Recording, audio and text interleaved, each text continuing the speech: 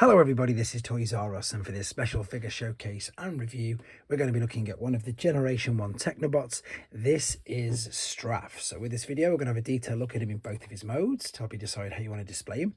Because he's a vintage figure, I'm going to show you all the accessories that come with him to help you know if yours is complete. I'll also point out things that you need to be aware of if you have to purchase one for yourself. We can have a quick look at how he combines, obviously to form computron, and as I'm lucky enough to have a couple of different types of packaging, we can have a look at the beautiful artwork on that and see how he was packaged differently around the world. Before we get started, I'd like to remind anybody who's not subscribed to the channel, if you'd like to hit that subscribe button for me now please, because it really will help me out.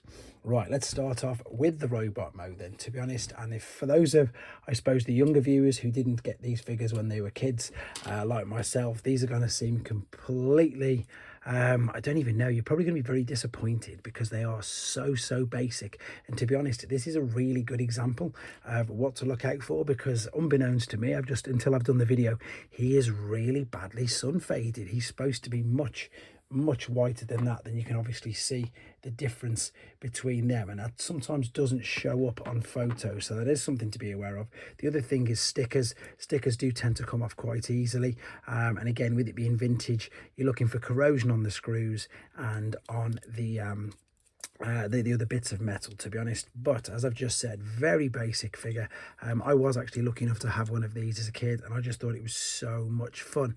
All you can do for articulation is literally move the arms. There's nothing you can do whatsoever. The legs are all, they're fixed to it. You can't move anything. It's all just molded. But obviously the best thing about this is he transforms and he can actually combine to form computron. So that's the best thing about these figures. With regards to his accessories, he came with two larger guns, which I think if we have a look, yeah, they're both exactly the same, so you can put these either side. And he also came with a smaller gun, which has got a couple of little ports of where you can hold it. So if you want to, you can either hold it like that, or you can in fact obviously hold it like this. Now the funny, well, not the funny thing, one of the facts about this particular figure is all of the rest of the Technobots, all of the larger weapons that attach in vehicle mode can only be used in that particular instance. But with Strafe, you can actually, if you wanted to, you can attach the larger guns. I'm sorry, it keeps going out of focus. You can attach the larger guns like so, and you can wield them as well. So you've got a choice of exactly how you want them to be. To be honest, as I say, not much more to say about the robot mode apart from that it is super basic. Before we go on to the alternate mode, let's have a quick look at how they were packaged. They were packaged individually like this in Japan and indeed in Italy. This is the Italian version because we've got the Jig logo there on the front, which was basically the company like Hasbro. Jig was a toy company in Italy licensed to make Transformers by Takara. So you may have seen these little boxes before, and of course if the writing's all in Japanese, it's the Japanese version. So apart from the language, the little boxes are exactly the same. I much prefer the little boxes. They have the beautiful artwork on the back with the tech specs, and most importantly, and I think especially when you're kids, if you take them off the card, then you're pretty much done with them. Whereas with the boxes, you've got a better chance of looking after them and keeping them neater. You will also notice though that they do change the name in Italian. They call him Rocketbot instead of Strafe. So these were packaged, as I say, tiny little boxes in polystyrene inserts like so. The small gun obviously is missing from this one just for now, and the instructions like this. So the instructions, again, following the same color scheme as Hasbro. So because it's an Autobot, it's black and white with the red. You've got the actual transformation process for the individual bot and how he combines as well. We'll discuss the combining mode in a second. Tech spec as well. Funnily enough, if you want to see that, I can show you this, and unfortunately unless you can read Italian, you probably can't read the spec either, but I'll just show you that for the people who want to see it. So the brilliant thing about this is obviously it protects it, keeps it neat, and they're all of course individual. You see you've got C88. Now I didn't explain what that was, so I should do that right now. So the C on the box there at the bottom, 88 was just, I suppose, his reference numbers are his number 88, but the C stood for Cybertrons in Japan.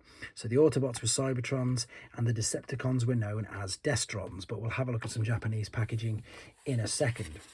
Now he comes partially, well, pretty much in alternate mode. Let's be honest, all we've got to do is fold down the wings. Again, please be aware of this, especially if these are corroded. I've literally seen, and in fact I think I must have done it at least once myself, where I've gone to fold the wings down and it's just shattered off due to the plastic and due to the metal that's inside the hinge. The rub sign does look like it's working, funnily enough, just as I pulled it out of the box. This again, as you can see, is a much whiter version than my robot mode, which I've now realized needs massively upgrading. It's a great looking, Cybertronian vehicle. I like the fact that it's even got a bit of landing gear as well. The wheels do spin around independently, but once again, it is as basic as you like. Let's just pop that over there and move this out of the way for now. So the best thing about these particular figures, or the Scramble City figures as they were known, now there's a couple of reasons. I need to move that because I'm going to damage it. So let's move that totally out of the way as well. So if we have a look at, first and foremost, the Japanese packaging. So hopefully you can see just about there that it says Scramble City on the actual packaging, and that's because in Japan their cartoons were slightly different. So obviously we had Sunbow making all of our cartoons. In Japan they pretty much had their own sort of style, not style, they had their own sort of stories, and as you may be aware of, after 86 they completely went on to, after 87 sorry, they went on to their own tandem anyway. But as I say, even before them they were different. So Scramble City was the actual name of the cartoon that was being aired in Japan at the time, but it also had a better meaning, which a lot of people, as soon as you say it, it's really obvious. With these particular combiners, you can scramble all the limbs. So Strafe could become either arm or he could become either leg by his head. So of course this would then, as you can see, it's connected via, here we go. So if I was to turn it that way, you could pop it in as that arm. If I was to pop it that way, as you can see, that's the way it is. Or you could collapse this. That is something else to be aware of as well. Sometimes these are really loose and you can't get them to stand. Or you could have this collapsed and it would connect on the top of his head. So exactly as the name describes, not just the name of the cartoon, you can scramble all the limbs, and that is where Scramble City basically comes from. The fully combined mode itself is fantastic. I suppose one of the funny things about these older figures is they're never as big as you actually remember them to be. For example, there is a Voyager class bludgeon, which isn't far off the height of him, to be honest. If I was to get, yes I can, if I was to get one of the more recent new leader class figures, you can see it's pretty much as big as these old. You can't, because there's no space on this area. You can see that he's pretty much as big as these old combiners. So yeah, we had a lot to do with our imagination with these toys when we were kids. And again, the good thing is you can display this however you want. That's how I choose to do it, because to be honest, that's the way he is on the packaging I'm about to show you. So in Japan, and indeed in Italy, not only did they have the individual boxes, which we've obviously already had a quick look at, they had these amazing gift sets as they were known. And you can also see that Computron's got his own reference number, so C91. So we've got all the rest of the bots there. They've all got their own individual numbers.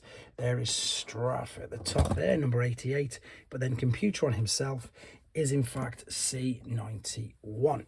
So again, all in Japanese, looks amazing, it's brilliant. If we spin it round to the back, we've got the 6 tech specs, because again, Computron's got his own. And we've got this beautiful 86 battle scene, even though these came out in 87, and you're probably more used to seeing the headmaster background from the 87 toy line.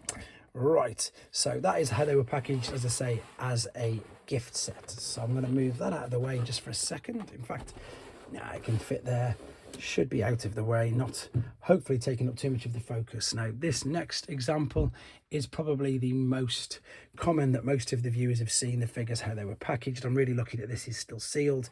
So they were packaged on a card like this, and as I said earlier, you would just rip it off, and then unfortunately that would probably be the last you'd ever see of the card, unless you kept it neat to cut the tech spec out, or indeed, just look after it. Look at this on the back as well. I wonder if that must be a test shot, and I wonder if anybody's ever seen one of them particular coloured afterburners, because I've not seen one like that at all, only in these particular images. Right, I'm just going to very carefully pop that back there so you can see he was the third technobot. Oh, you can't, it just moves off. TK3, technobot number 3. And again, it's encouraging you to collect them all. But of course, the good thing was, if you weren't able to get all of the technobots, you could, of course, Scrabble City, any limbs, so not just the ones of the Technobots. You could put Decepticon limbs on, etc, etc. One last few things to do with this is just to give you an idea again of how big these are compared to modern figures. So there is, oh, I need to drop it down because it's lifted up. So there's your robot mode. There's a standard core class figure. So the core class figures from today are much bigger. Even I suppose the alternate mode with the huge long bits there at the front. But to be honest, I think that's pretty much all there is to say about this figure. Great combiner. He has had a couple of reissues in the past. He of course had a Combiner Wars reissue, and indeed a rather strange Reveal the Shield, I think it was, where they used the Mind Wipe mold for him. But I just want to showcase this particular one for you. Let me know if you had him in the comments. Let me know if this is the type of videos that you like to see. I'm more than happy to do this with a lot of the old Generation 1 figures, because I know a lot of people want to know things about them. But there you go, that is Generation 1 Technobot Strafe, or if you lived in Italy, Rocketbot. Thanks for watching, guys. Take care.